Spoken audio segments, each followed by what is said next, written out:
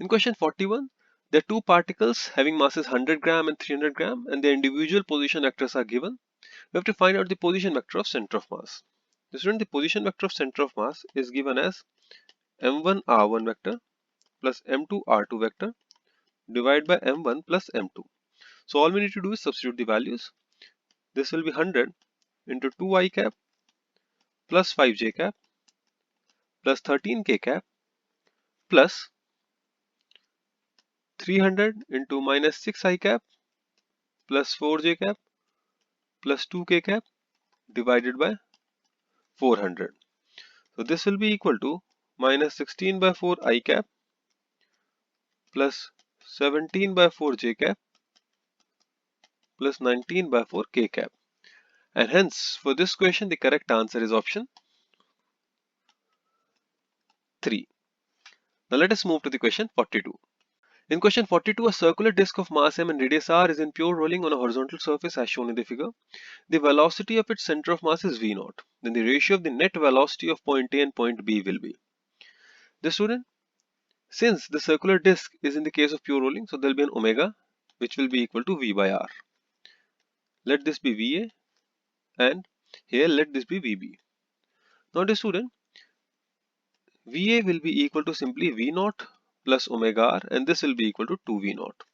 Now regarding VB, it will have two velocities, that is due to the translation motion of center of mass, that is V naught, and due to the rotation about center of mass, that is omega r, which is V naught. The resultant will be under root of V naught square plus V naught square, that is root 2 V naught. We have to find out the ratio VA by VB and clearly this will be equal to root 2. Meaning for this question the correct answer is option 2. Now moving on to the question 43. Question 43 says a body is rolling without slipping on a horizontal plane. If the rotational kinetic energy of the body is 50% of the translational kinetic energy, then the body might be.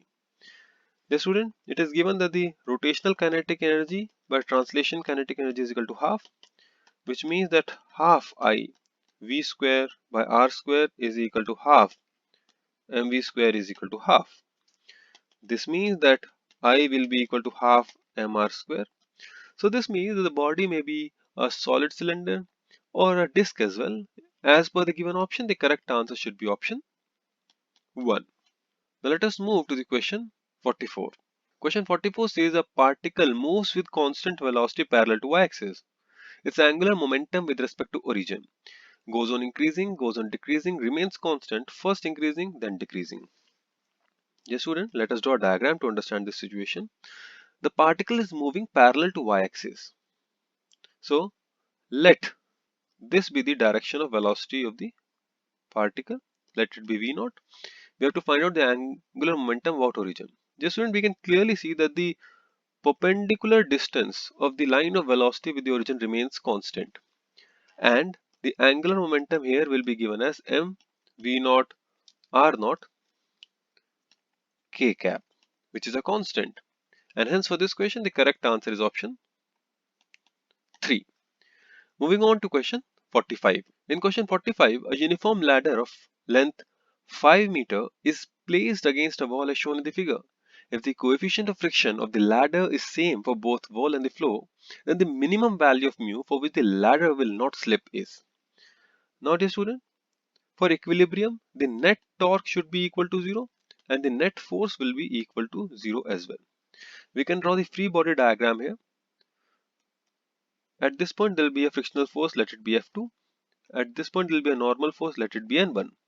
Let there be a frictional force F1 and let there be a normal force N2.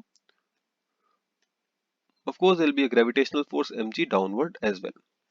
Now for translational equilibrium we can see that the vertical forces will balance, so N2 will be equal to F1 for horizontal forces and for vertical forces N1 plus F2 will be equal to mg. For rotational equilibrium we can take the torque about point O and put it to be equal to 0. Now we can write down that F2 into 3 minus N2 into 4 minus mg into 3 by 2 should be equal to 0. Now the student, also F2 will be equal to mu N2 and F1 will be equal to mu N1 because you have to find out the minimum value of mu. On solving equation 1, 2, 3, 4 and 5, we can easily get that the mu has a value of 1 by 3. And hence for this question, the correct answer is option 3. Dear students, this concludes the discussion on the quick solutions of this AIATS. I hope you understood all the solutions. I wish you all the very best for your future endeavors. Thank you for watching.